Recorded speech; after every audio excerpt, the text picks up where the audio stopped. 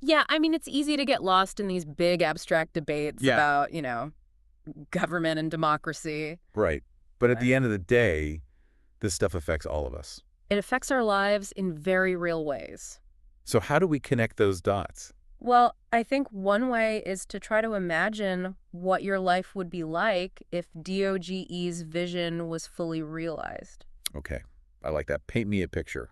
What does that world look like? All right, so picture this. You need to access some government service, like you got to renew your driver's license Okay. or apply for a small business loan. Okay, so walk me through this. Yeah. What does my life look like in a world where DOGE's vision has been fully realized? Well, picture this. Yeah. You need to access a government service. Maybe it's renewing your driver's license Huh. or applying for a small business loan. In this DOG-optimized world, the process is lightning fast, entirely digital. Okay. No more waiting in line or dealing with mountains of paperwork. Sounds pretty good so far, right? Yeah, I'm not gonna lie. The thought of never having to stand in line at the DMV again is pretty appealing, but I have a feeling there's a catch. There's always a catch. Now, imagine you hit a snag in the process.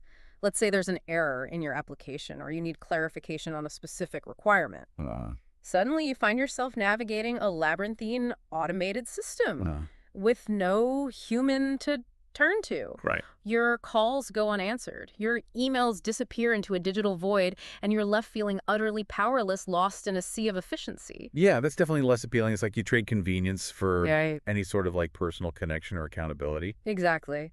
And now let's zoom out a bit. Think about those social safety nets we rely on, programs like Social Security, Medicare, unemployment benefits. Okay.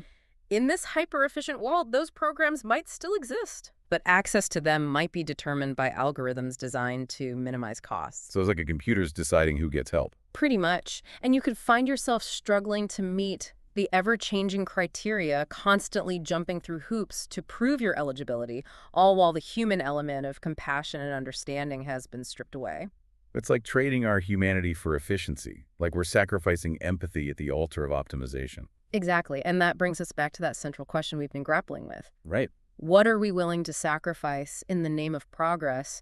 Is streamlining government worth the potential erosion of our democratic values and the dehumanization of essential services? Yeah, it's a really tough question to answer. It is, and there's no easy answer or one-size-fits-all solution. I guess that's kind of the point, though, right? Right. The point is to have these conversations, to question the status quo, and to demand more transparency and accountability from our leaders. So what's the takeaway here for our listeners who are trying to figure out where they stand on this issue? I think the most important thing is don't be afraid to question the narrative, to challenge the assumption that efficiency is always the ultimate goal. Okay. Think critically about the potential consequences, both intended and unintended, of the changes being proposed, and most importantly, get involved.